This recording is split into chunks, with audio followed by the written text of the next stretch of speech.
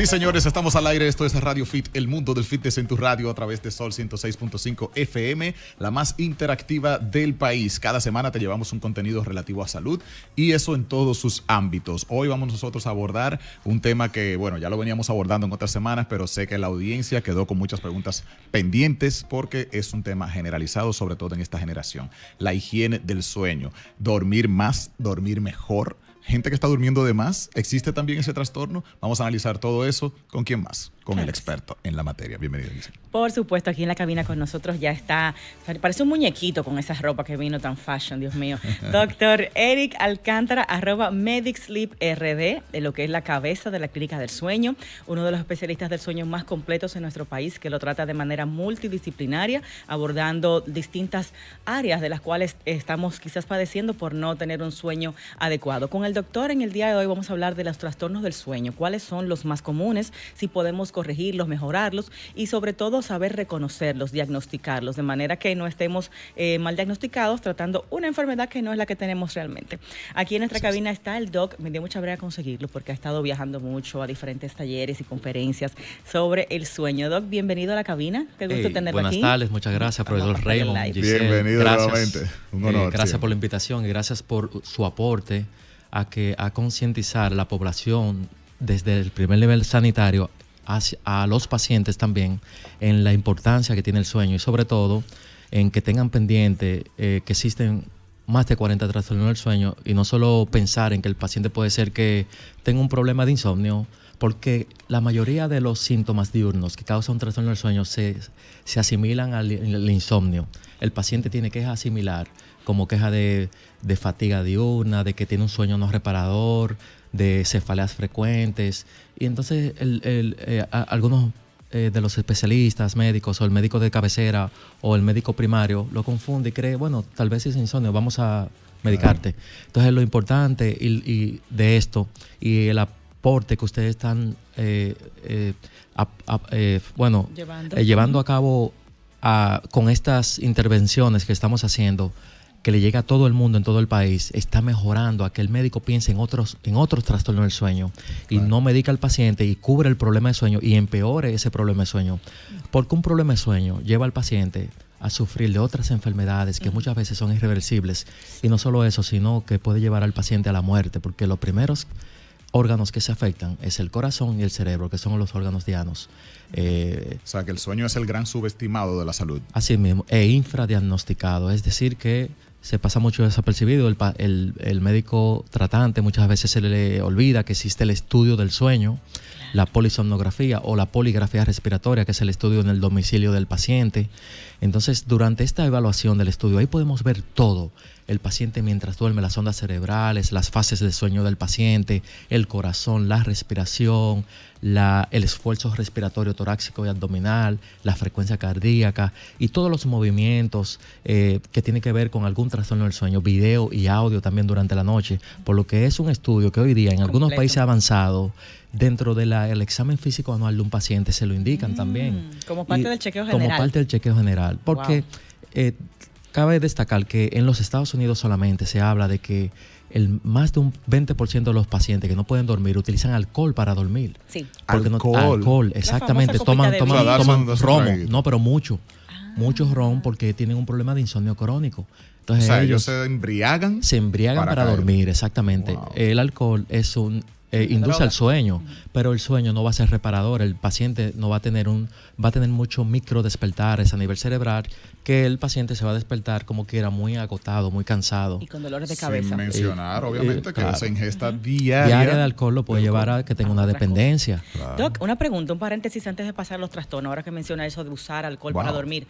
Y esta costumbre también muy arraigada de usar antialérgicos para dormir, ¿cuáles son sus consecuencias en la salud? Y realmente me imagino que pierde efecto con el tiempo también. Pierde efecto con el tiempo, pero lo importante aquí es que cuando uno elige una molécula, usualmente en insomnio agudo o crónico, vamos a mencionar insomnio agudo cuando yo tengo una dificultad de sueño que ocurre 3 veces a la semana por lo menos y que sea por 3 meses. Si pasa de 3 meses el problema ya es crónico.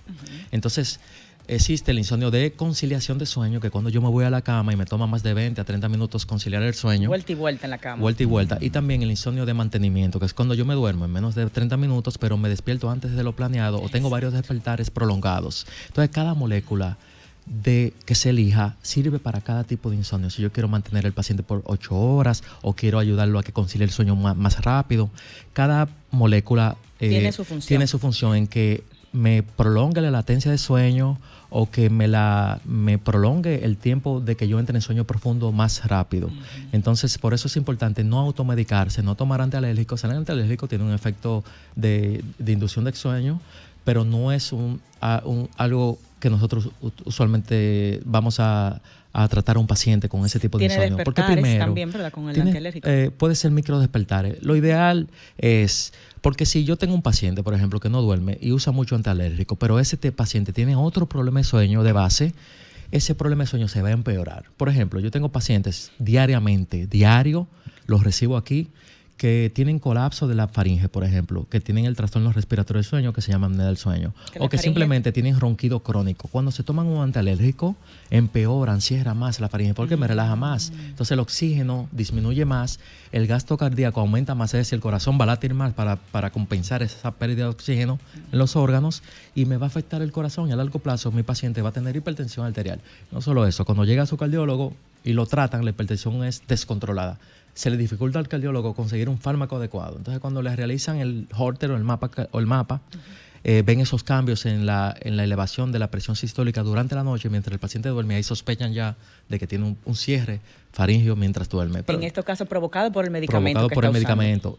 O simplemente vamos a hablar de otro trastorno que es muy frecuente verlo aquí en nuestro país, síndrome de movimiento periódico de pierna. Las personas que patean mientras duermen. Patear, como literalmente dar patada, como que están peleando. Sí, yo recuerdo muchos casos. A veces son patadas que no son imperceptibles, que no se ven, pero nosotros lo monitoreamos a través de unos sensores que se le colocan en ambas piernas, en la parte frontal del músculo tibial anterior, y ahí es que vemos esa amplitud de ese movimiento, y sobre todo para realizar el diagnóstico tenemos que tener una cierta cantidad de tiempo que ocurra en tantos minutos, en 2 minutos, que ocurran por lo menos 4, y que tengamos esa cantidad. Y no solo eso, sino que durante el estudio vemos que ese movimiento se relaciona al microdespertar en el cerebro, es decir, interrupción de la continuidad de mi fase de sueño.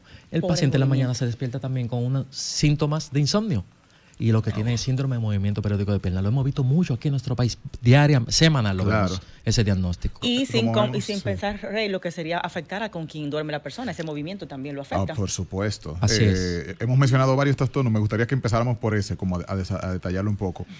Ha pasado mucho y en temas familiares, cuando se arman esos, bueno, la familia, se reúne un gran grupo de familia, entonces hay que compartir cama muchas veces. Así es. Y recuerdo muchos episodios de primos, de familia, que fulano tiene mal dormir, así es como la gente le dice. ¿Qué mal dormir tiene fulano? Porque o sea, se mueve. Da unas patadas, literalmente una patada. Entonces, arrancaron en la cama durmiendo cada cual ahí, horizontal uno al lado del otro, ¿verdad? Paralelo, y de repente amaneció así. Ahí entramos en los trastornos que se le llaman parasomnias, que son los trastornos del movimiento, movimientos involuntarios que pueden ocurrir en la fase de sueño REM, por ejemplo, se llama trastorno del movimiento anormal durante fase de sueño REM, que es también frecuente en nuestro país.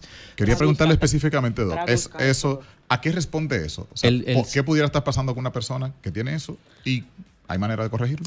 Claro que sí, existen fármacos para corregirlo. Cuando el paciente entra en fase profunda, tenemos varias fases. Primero la fase 1, que es un 6% en un adulto de la noche completa. Es cuando tú sientes ese sueñito, eso se llama presión homeostática y circadiana. Luego el paciente entra en la fase 2 de sueño. Usualmente el hombre adulto se mantiene mucho en fase 2, luego pasa a fase 3. No hace casi fase 3 de sueño. La mujer sí hace mucha fase 3 de sueño, y el niño también, los niños también. Y los niños hacen mucha 3 y mucho REM, mucha fase de movimiento ocular rápido, Rapid Eye Movement, REM, que es el sueño bien profundo donde nosotros soñamos. Entonces, o sea, las mujeres duermen más y mejor, general promedio. No, eso no es verdad. No, la mujer, el insomnio es más frecuente en la mujer que en el hombre. Aunque tengamos más fase 3. Así es. Aunque tenga más fase 3, exacto. Pero una mujer normal sí va a tener mucha fase 3, pero que no tenga un trastorno del sueño como insomnio, por ejemplo. Pero el insomnio es más frecuente en la mujer, igual que la apnea obstructiva del sueño, que es más frecuente en los hombres. Pero ya cuando la mujer llega a la vida media, a la menopausia, ocurren unos cambios hormonales que y a un aumento de la circunferencia de la grasa dentro de la faringe, entonces la prevalencia de antes de la mujer llega a la vida media en la apnea es 3 hombres, 2 mujeres, pero cuando entra a la vida media ya es similar. Okay. Es decir, que la apnea del sueño sí es muy frecuente en las mujeres. Y no solo eso, sino que antes se pensaba que ese trastorno respiratorio era para los gordos, para los obesos. Cualquiera lo puede tener. Hoy se sabe que no es así. Yo tengo pacientes que han participado en triatlones y tienen apnea obstructiva del sueño por la anatomía dentro de la faringe. Vamos a diferenciar apnea y ronquidos, doctor, porque son distintos, ¿verdad que sí? Son distintos. Mira, pero hoy día se sabe muy bien que un ronquido es el sonido, es la vibración de esa estructura blanda dentro de la faringe. Pero hay ronquidos que son tan severos que causan cierre y me disminuye el oxígeno. Por eso, y hay ronquidos también que ocurren por posición. Es decir, si el paciente duerme boca arriba, va a roncar más frecuente. O también la apnea obstructiva del sueño posicional. Hay apneas que son posicionales. Por eso yo traje ese dispositivo que tiene Raymond, que hoy día es lo que utilizamos para que el paciente se mantenga durmiendo boca arriba y no duerma de lado. Eso se llena de aire, el paciente se lo coloca... Vamos a ver, para que la gente pueda ver, los que están siguiendo la transmisión en solfm.com. Tengo aquí la herramienta en mano. Parece un cinturón de esto que utilizamos en el gimnasio, ¿verdad? Pero es algo más que eso. Eso se le llama bumper posicional. Y es para que el paciente lo llene de aire, se lo coloque en su espalda, alrededor de su abdomen, y evite que el paciente inconscientemente se coloque en la posición boca arriba en decúbito supino. Por lo tanto, si tiene un ronquido severo o una apnea obstructiva del sueño posicional, en esa posición se va a mantener siempre decúbito lateral. Es decir, se va a mantener siempre durmiendo de lado y no va a ocurrir ningún tipo de obstrucción. Y el ronquido también va a mejorar. Es más frecuente cuando estás boca arriba. Boca arriba, exactamente. No, a la altura de la cintura. Un poco más arriba. Un poco más arriba, exacto. Así, lo aprieta un poquito. En la barriga, señor. En la barriga.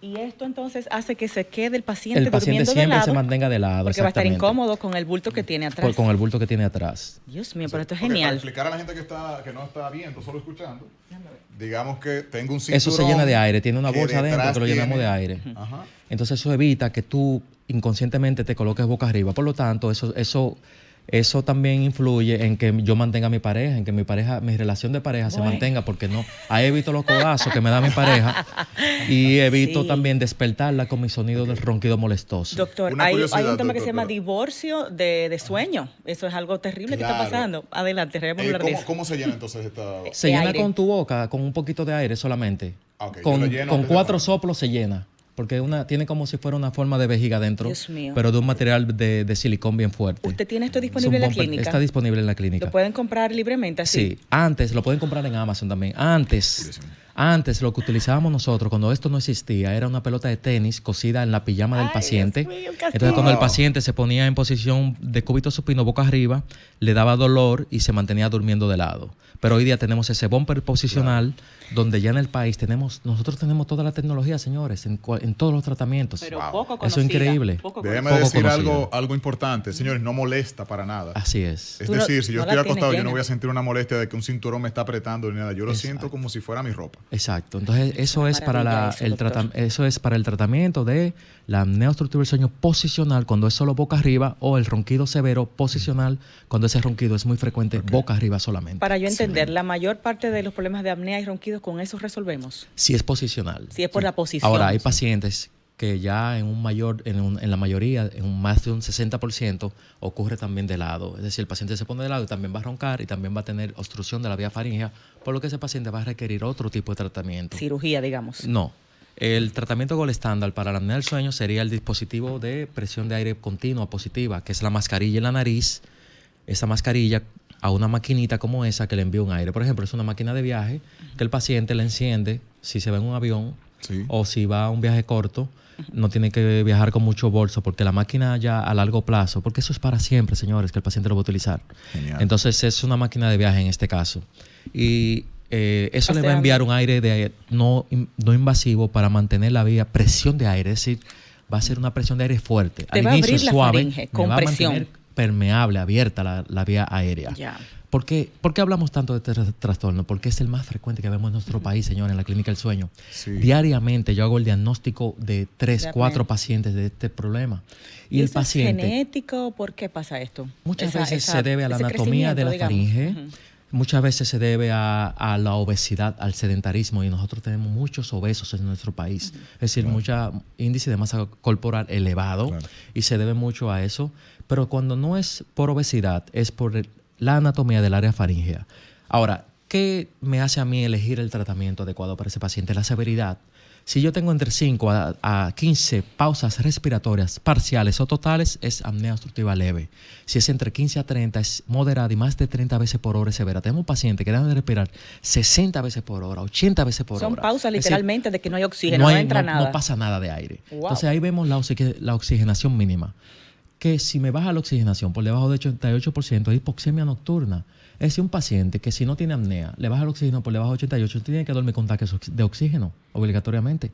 Ahora, como sabemos que esa desaturación de oxígeno, esa baja oxigenación, es debido al cierre de la faringe, tratamos ese cierre de la faringe. Ya sea con el dispositivo, depende si es muy severo, si tiene mucha hipoxemia marcada, porque hipoxemia nosotros es baja oxigenación durante la noche. Entonces, ¿qué hacemos? Tiene que traducirme, doctor. Exacto. Entonces, ¿qué hacemos? Nosotros lo evaluamos multidisciplinariamente, es decir, aquí entra el otorrino especialista en cirugía de sueño para apnea, la odontología de sueño y el médico de sueño, el somnólogo, para elegir el tratamiento adecuado para ese paciente, porque no solo va a ser, no todo va a ser la máquina. Ahora, el somnólogo viene siendo tú en exactamente. este caso, que va a referir a donde necesita el paciente. Nosotros lo abordamos todos juntos para elegir el mejor tratamiento para el paciente. Ahora, si el paciente no es quirúrgico, que lo va a determinar el cirujano de sueño, si no es quirúrgico, él tiene ya que irse al uso de la terapia positiva con presión continua. Sin embargo, nuestra clínica, yo creo que es la única en el país y en el Caribe que tiene una clínica dedicada, se llama así mismo Clínica CPAP. Ese tratamiento es, el acrónimo de CPAP es Continuous Positive Airway Pressure, presión de aire continua positiva. Entonces tenemos una clínica CPAP para ayudar a los pacientes a que toleren el tratamiento, porque no es fácil dormir con una mascarilla. Claro que no. Ahora, eso te va a mantener vivo. Entonces nosotros creamos la clínica CPAP donde entrenamos y educamos a la familia del paciente, al mismo paciente, a determinar ¿qué le molesta a ese paciente? Si es la máscara, si hay que hacer un cambio de mascarilla, si es la posición en la cama. Entonces, eso es una clínica de CPAP donde tenemos más de 4,000 pacientes actualmente, señores, inscritos, tratándose actualmente, utilizando ese tratamiento. Y felices. Y felices, durmiendo felices ya, y la pareja sobre todo feliz. Y no solo eso, sino prolongándole la vida al paciente. Por supuesto. Porque científicamente se ha demostrado que el que se trate ese problema vive más. Me prolonga la vida 10 a 15 años, señores. Wow, impresionante. Eso te quería hablar. Romer nos está marcando una pausa, pero esa famosa muerte durante el sueño. Se murió durmiendo. Tiene que ver con esto también, ¿verdad? Mira, muchas veces sí. Sin embargo, yo me fui para el área de medicina del sueño y cuando yo me comencé a entrenar, yo ahí deduje que mi abuela tuvo un infarto mientras dormía, porque ella era un poquito obesa y la encontramos cianótica, es decir, con la piel azul. Falta de oxígeno. Eso fue hace más de 15 años. Es decir, no se pensaba en que podía tener apnea del sueño. Y tenía un ronquido bien severo. Y tenía esas pausas. Es decir, el paciente mientras duerme hace como si estuviera pasando cambio el ronquido. Y hace ese salto. Entonces la pareja o el familiar percibe eso, pero yo veo que tú haces como un saltito. ¿Qué es lo que pasa? Y ahí es que hay que indicarle la prueba de sueño al paciente, que puede ser en la casa del paciente, en su comodidad o en la clínica. Hay que tomar eso como una gran alerta. Y esos infartos, entonces, durante el sueño pueden venir por la hipoxia, la falta de oxígeno y las pausas que hace la respiración, la apnea del sueño. O sea que es muy, muy importante tener acceso a estas pruebas, hacer el esfuerzo también económico en muchos casos, invertir en esa parte de nuestra salud, que es muy, muy importante. No solo para tener una buena noche y dormir bien, sino para aumentar nuestro tiempo. Estamos hablando hoy sobre diferentes trastornos del sueño y aprendiendo muchísimo al respecto. Antes de irnos a la pausa, estábamos hablando de esas muertes que ocurren en pleno momento del dormir y cuáles son las razones que responden a eso. Es muy importante entonces que nosotros hagamos caso a esas alertas que pueden venir de la mano de los profesionales que así nos las indican. Nosotros tenemos al mejor profesional al respecto que está acompañándonos en cabina hoy. Doc, bueno, antes de continuar, para que nos dé su contacto telefónico para fines de hacer las citas y por supuesto sus horarios de consulta, rapidito. Claro que sí, estamos en la Torre Profesional Corazones Unidos, en la Clínica del Sueño Medic Sleep, un centro del sueño multidisciplinario con psiquiatría de sueño, neurología, psicólogos de sueño. El número de teléfono es 809-687-0971. El WhatsApp también 809-687-0971. Y en Instagram es Medic Sleep RD, Medic de médico, Sleep SLEEP. Exacto. Excelente. Un saludo, un beso grande ahí de Kel Mota, que está sintonizándonos. Una excelente cantante, tremendo talento. Ya está sintonizándonos y dice que está bastante interesante el tema de hoy. Qué bueno. Doc, nos quedamos entonces con los trastornos. Para terminar y cerrar ya con narcolepsia, que habíamos hablado que se confunde con otras enfermedades como depresión. ¿Cómo sabemos si tenemos narcolepsia? ¿Cuáles son los síntomas? Mira, la narcolepsia entra dentro de los trastornos del sueño que son de hipersomnolencia de origen central. Y la narcolepsia hay que hacer el diagnóstico diferencial con hipersomnolencia idiopática o desconocida. La narcolepsia es un paciente. ¿Qué síntoma va a tener ese paciente? Mucho sueño. A pesar de que duerme 12, 14 horas durante la noche, durante el día tiene un sueño irresistible. Es decir, se quedan durmiendo mientras trabajan, mientras estudian. Los pacientes, y es poco frecuente. En nuestro país hemos hecho el diagnóstico tal vez un paciente al mes. Ahora, ese paciente que ha llegado allá, muchos lo han atracado en la calle porque se quedan durmiendo, le quitan el celular, le quitan la cartera. Es un sueño irresistible y que el paciente no puede aguantar. Entonces, ¿qué pasa? Entran en fase de sueño profundo, de movimiento ocular rápido inmediatamente. Es decir, comienzan a soñar. Muchas veces se acompaña de alucinaciones que se le llaman hipnogógicas o hipnopópicas, que son, el paciente puede ver imágenes. Cuando mientras va conciliando el sueño puede ver que hay una persona que se le presenta al lado, por ejemplo. O también pueden tener cataplexia, es decir, o cataplegia, es decir, que frente a llantos o a risa se le debilitan las piernas y caen al suelo. ¡Wow! Entonces, o sea, el esfuerzo de eso. Exacto. Una locura. Entonces, cuando hay que hacer el diagnóstico diferencial, si es con o sin cataplexia, el diagnóstico de la narcolepsia se realiza con el estudio del sueño, la polisomnografía y luego un estudio durante el día que se llama estudio de latencias múltiples del sueño. Al paciente se le realizan 5 siestas durante el día con los sensores en el cerebro. Entonces, la hora de espera dentro de cada siesta es 2 horas. Y esas 2 horas, el polisomnógrafo que está realizando el estudio debe de asegurarse que el paciente no se me duerme. Es decir, se le dice al paciente lleve su laptop, póngase a ver televisión, actívese, le tenemos la cámara en la cara para asegurarnos de que no duerma, porque las siestas son de 20 minutos. ¿Cómo se realiza el diagnóstico? Si el paciente hace fase de sueño REM en 3 de las 5 siestas, ya es positivo para narcolepsia. O si me hace 2 sueños REM en 2 de las 5 siestas y me hizo una latencia de sueño REM corta, en la polisomnografía en la noche se toma en consideración también. Es decir, si mi paciente me entra en sueño REM en menos de 5 minutos, en la polisomnografía se toma en consideración para el diagnóstico de la narcolepsia del día siguiente. Ese paciente se pasa una noche y hasta las 5 de la tarde del otro día se va a su casa. Así es el estudio para hacer el diagnóstico. Tiene ya casi 2 días allá. Ya casi 2 días en la clínica.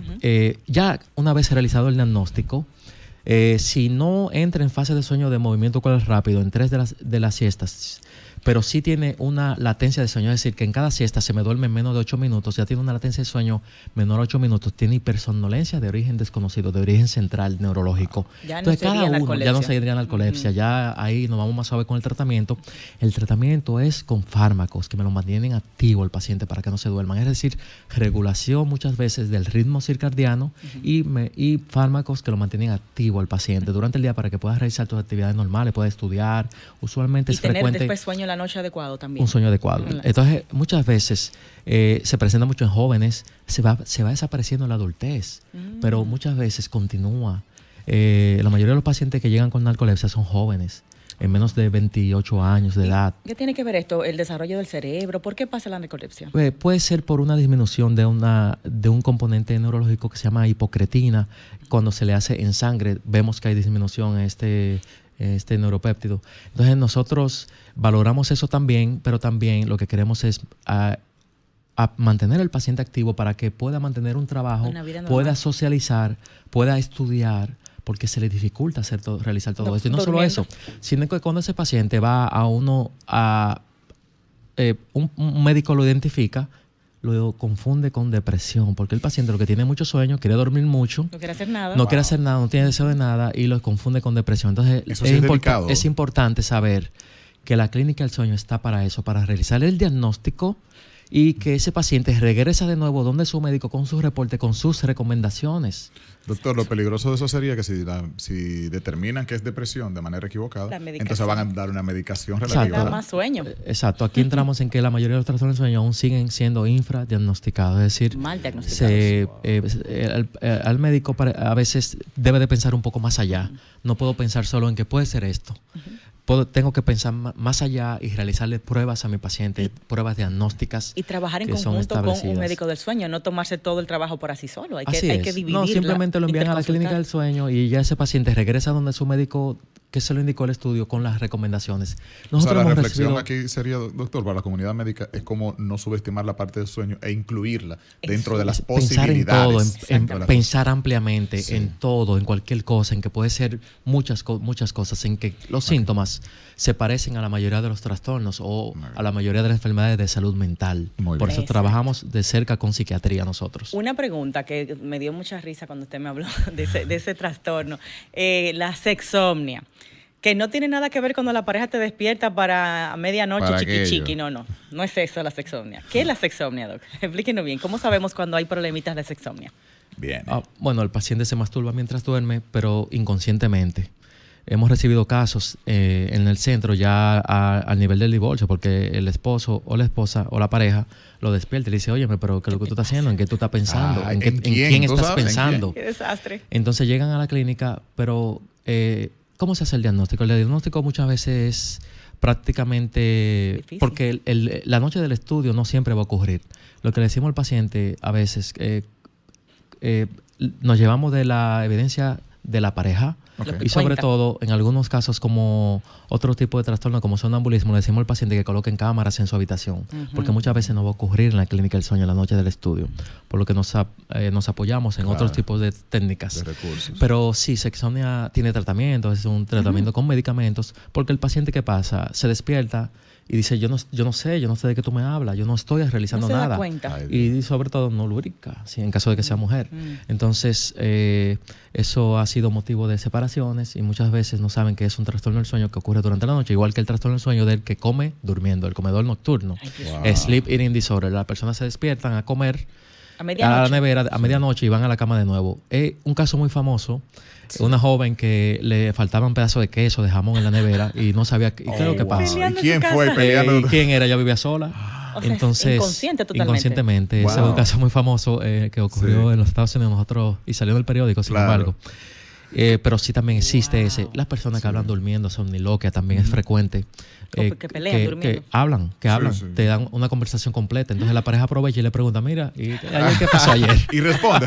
Responde bien, ¿Cómo va a normal. ser? ¿En serio? Entonces, ¿qué pasa con cada tanta trastorno? cosa. ¿Qué pasa con estos trastornos, Sí. señores? Cuando yo hablo durmiendo, cuando yo tengo movimientos anormales mientras duermo, ¿Qué es lo que pasa ahí? cuando yo realizo alguna actividad mientras duermo, Se interrumpe el mi descanso. fase de sueño se mantiene interrumpida, es decir, fragmentada. Claro. No hay una continuidad de mi fase para completar los ciclos de sueño, que deben de ser por lo menos 4 a 6 en una persona que no tenga un problema de sueño. Entonces el paciente tiene síntomas diurnos de cansancio, fatiga, cefaleas y a largo plazo me puede llevar a tener problemas de Hipertensión. metabólicos, es decir, obesidad, todo. diabetes, arritmia cardíaca. Por eso es importante tratar cada trastorno del sueño y sobre todo realizar el diagnóstico. Correcto. Tenemos que ir a una pausa sobre esto que usted acaba de decir, doctor. También muy importante. Lo vemos como con gracia, es jocoso, pero también hay una parte ahí delicada de que trae conflictos De pareja, posibles separación. agresiones y de todo, porque Claro. la gente piensa que está ocurriendo algo que no es. O y sea- en cuanto a familia también, ¿quién se comió esto? Una situación incómoda ahí dentro. Cuando Mira, Eso es muy cómico, en sonambulismo pero hemos ¿en visto serio? pacientes que han tomado la llave del vehículo, han salido en su vehículo. Es Y se- delicado. eso lo hemos vivido nosotros. Wow. En Eso es pacientes. sonambulismo ahí. Sonambulismo, así es. Ok. ¿Qué ocurre aquí? Que hay, vamos a hablar rápidamente de lo que Cuánta ocurre cosa, aquí. Dios mío. Que existen mecanismos que se activan mientras dormimos que evitan que tú realices lo que tú sueñas. En estos pacientes no existe ese mecanismo, por lo que ellos realizan Lo que están tal soñando vez ahí lo que mismo. sueñan, lo que piensan. Inmediatamente. En su inconscientemente, porque esos son los sueños. Los sueños ocurren es una actividad Activa mental.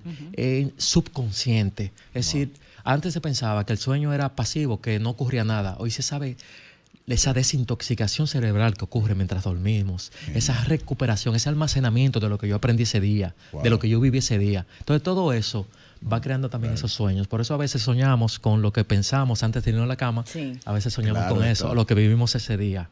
Wow, qué Es tan interesante. bonito y tan chulo. extenso este tema de sueño. Maravilloso. Antes de que me mate Romer, y no soñar es malo, o sea, indica que no estoy descansando bien si no sueño. Yo nunca sueño Sueño. nada. Estamos aprendiendo muchísimo y yo creo que vamos a ponernos un poquito filosóficos en esta parte también porque vamos a ver a qué responde eso de soñar o no soñar, si esto de alguna manera trae alguna consecuencia. Y bueno, la pregunta que dejamos antes de irnos a la pausa, Giselle, que justamente creo que Vamos a tiene que ver con responder eso, eso con también. el no soñar y Sí. qué implica eso. Claro, vamos con eso, Rey. Y el doctor quiere responder esto que nos dice Saulo Fitness.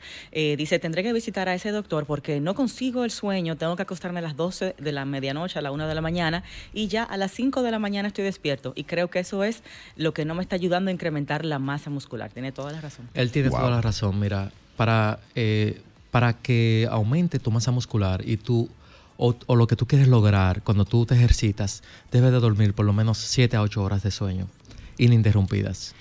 Si quieres lograr tu meta Claro. en cuanto a los fitness. En tu caso, mira, existen 57 genes relacionados familiares al insomnio. Ok. Entonces, Se hereda eso. Se hereda. Damn Entonces, it. en tu caso hay que investigar.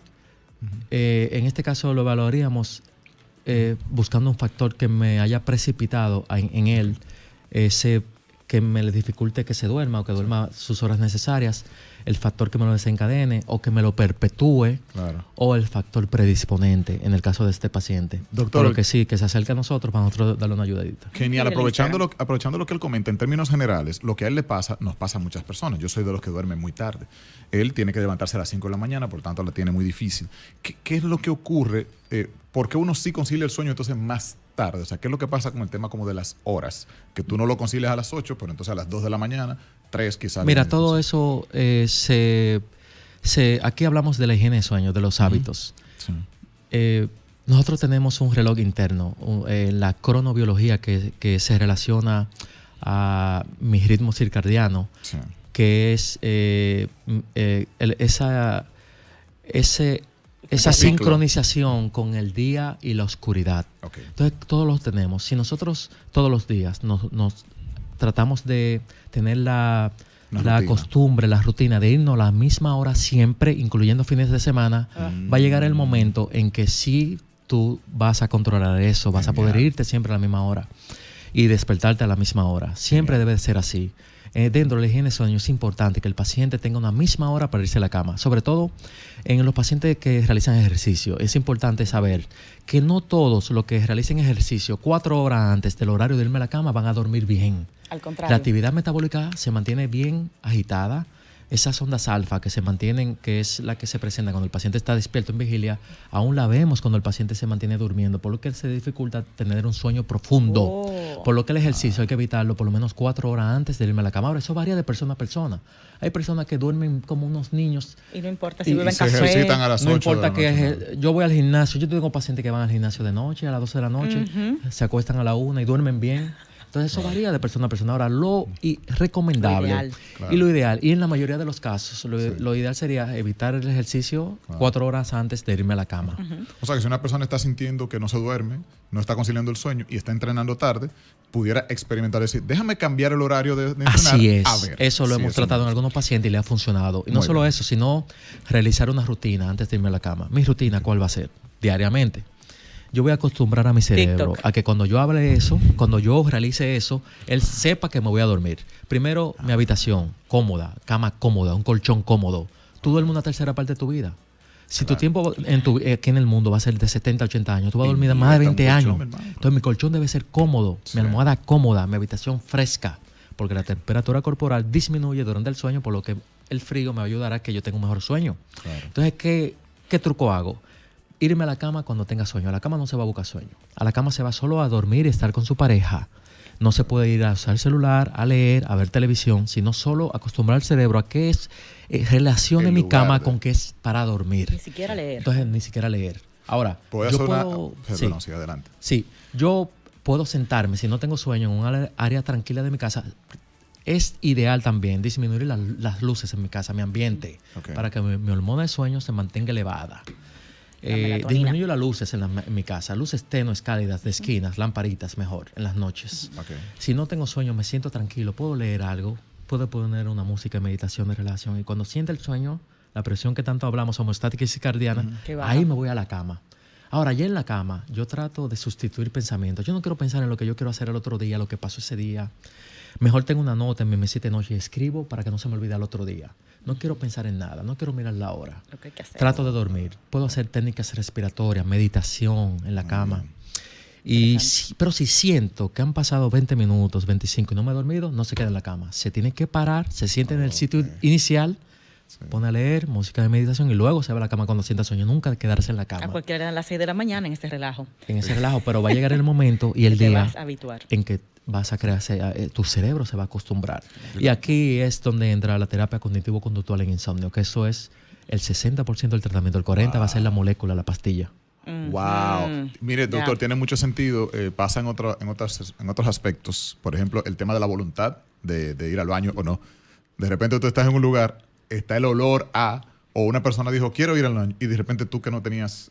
o el bostezo también. De nuevo. O tú vienes en la calle aguantado, pero cuando tú atraviesas la puerta, como que tu cuerpo no se quiere controlar, porque ya el cerebro entendió que llegamos al lugar donde se puede. Exactamente. Entonces creo que el hábito del sueño se compara un poco a eso. Es si igual, tú creas como una atmósfera siempre igual para dormir, ya tu cerebro cuando vea esas condiciones dice, hey, tiempo de dormir. Importante recordar que el sueño es para una reparación celular, por lo que es ideal que el paciente realice actividad física diaria de por lo menos 20 minutos, ya sea caminatas, gimnasio, para que mi cuerpo me pida reparación en la noche. Claro. Siestas durante el día, las siestas, evitar las siestas prolongadas. En caso de que yo las requiera, que sea no más 20 minutos, porque son power naps, la siesta repara y me renueva el cerebro. Yo me despierto con más ánimo, voy a trabajar mejor, pero voy a tener un mejor desarrollo cognitivo, es ideal. Ahora, que sea a corto tiempo, no mucho, no más de 20 minutos. Wow, en caso de que tenga insomnio crónico o agudo el paciente, se le dice que no tome siesta, que se mantenga despierto. Porque siesta me va a quitar tiempo de sueño de mi noche. Por supuesto. Genial. Doc, ¿a qué se debe ese tema de que, bueno, siento que me levanté cansado porque soñé demasiado? Como que me cansé soñando, me levanté cansado por soñar mucho. ¿Qué es esa vaina? No, eso no existe. O puede, no es real.